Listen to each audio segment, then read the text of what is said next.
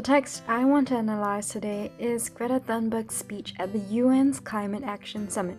Now, the basis of what the greatly impassioned speech by Greta is trying to say is that the youth can no longer stand the inaction of policymakers and politicians in the climate change effort. And she is trying to say that technical solutions no longer work, as statistics prove that cutting our emissions in half in 10 years only gives us a 50% chance of staying below 1.5 degrees and the risk of setting off irreversible chain reactions beyond human control. that this percentage is not good enough. This speech is regarded as controversial by many, but I will be focusing on the source text itself. Looking at the use of language, the speech is charged with emotions, and the words used are accusatory.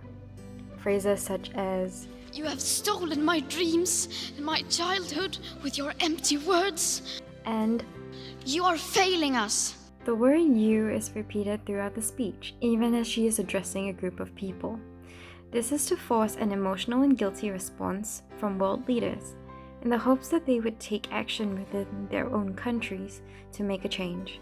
The phrase, "How dare you," is used repeatedly, driving in the idea that they are personally responsible for the state of the climate in current day. Greta uses this language because she wants people to understand the severity of the situation with the sentence, "We are in the beginning of a mass extinction, and all you can talk about is money and fairy tales of eternal economic growth. How dare you!" She implies that the idea that these politicians only care about economic growth at the expense of other people's suffering. Now, by speaking at the UN's Climate Action Summit in front of world leaders, Greta gives credibility to her speech. It is a worldwide broadcast. She knows that people will be watching. And with her speech posted on YouTube with open access, the highest viewed video has reached over 3 million views, garnering 71,000 likes and 66,000 dislikes.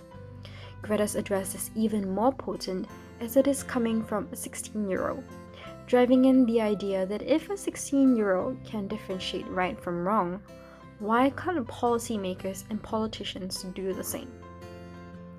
Now, the voice she's speaking is youthful and innocent, yet strong and potent. The outfit she is wearing is conservative and pink, enhancing this youthfulness that she carries. This is to emphasize the fact that she is young and already worrying about the future. With the contrast between her looks and her voice, people do not expect her to say the things that she did in the speech. This contrast is effective in showing that adults need to look towards youth and make decisions based on the world that we have to live in, because we are a new generation of policymakers. She is a figurehead representing the voice of the generation who has to live with their decisions. These factors all line up to enhance her point that action needs to be taken now. Now, her speech has not only been distributed via the original video, but has been the conversation of many articles and discussions on popular media sites such as Facebook, Twitter, and Reddit. Greta Thunberg has even had a hand in inspiring the latest worldwide climate change strikes ahead of a speech in over 150 countries. And her involvement in these other activities and talks give her even more credibility to what she says.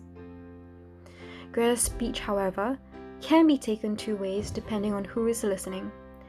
While many people see her speech as innocent and passionate from a teenager who cares about her future, many others see it as her being purposefully steered by adults into wanting to push their agenda through her. Another criticism is that her speech tries to push the blame onto governments and companies instead of talking about what individual people can do to help the climate change effort.